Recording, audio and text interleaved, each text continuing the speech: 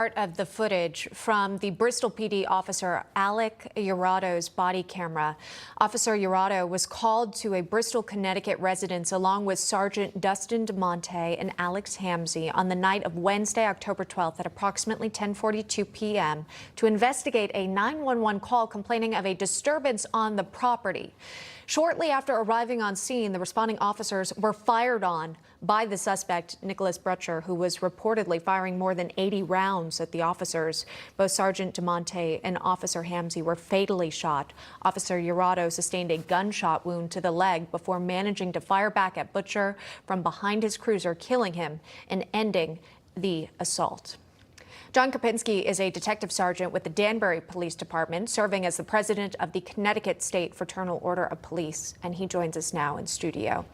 John, thank you so much for coming on. You know, it's devastating when this event took place, the loss of 2 officers' lives.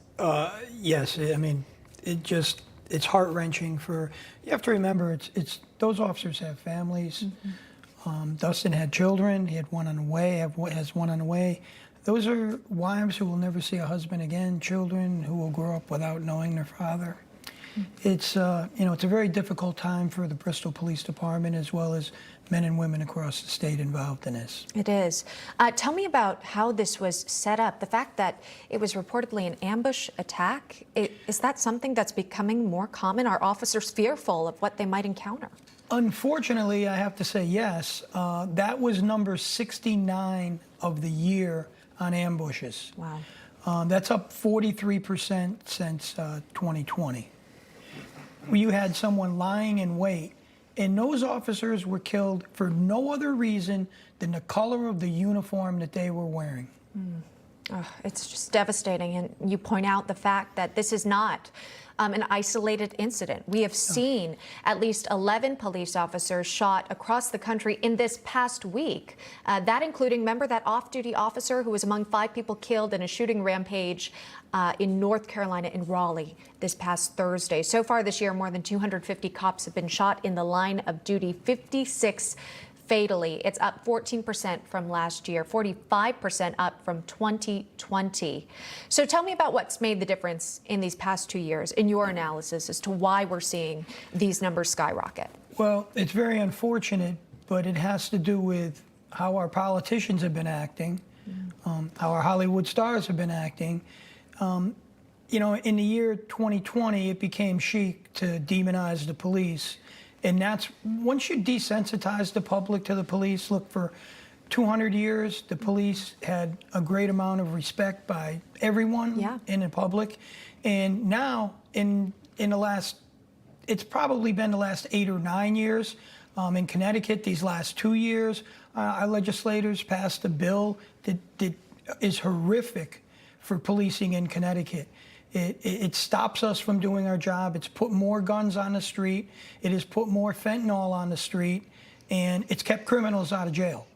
So when you start demonizing the police in the fashion that pretty much is across the board right now, this is where you end up with. They can't do what they're doing and expect to have no consequences. And unfortunately, these are the consequences we're seeing. Assaults on officers are up. The killing of officers are up. And this is going to continue until things go back the way they should have been. Yeah. When it comes to Connecticut, have you seen recruitment issues? Oh, recruitment issue is non-existent right now. And it's two-phase. On the one area that everybody is having, it's very difficult to recruit anybody. When I took the test, 4,000 people took the test for 10 positions. Like, wow. It was very difficult back in my day, the 80s and 90s. To get on a job because so many people wanted this job. Again, that goes back to the respect factor. Sure. Now, where we're at is they're offering up to $20,000 signing bonuses and still can't recruit anybody. Wow. This is where the public in America is going to have to wake up, because we're getting to a critical point now, and we'd often said it before and didn't think this would ever occur. But what are you going to do when you dial 911 and there's no one there to answer that phone? And we're critically getting close, because not only is recruitment down, officers are leaving this job in record numbers. Sure. So when you start losing your cream of the crop, which is what's happening, Some of our rising stars are taking jobs outside of the police field.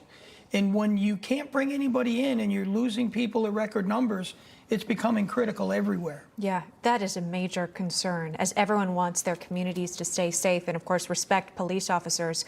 2 lost in Connecticut who will not be able to go back to their families.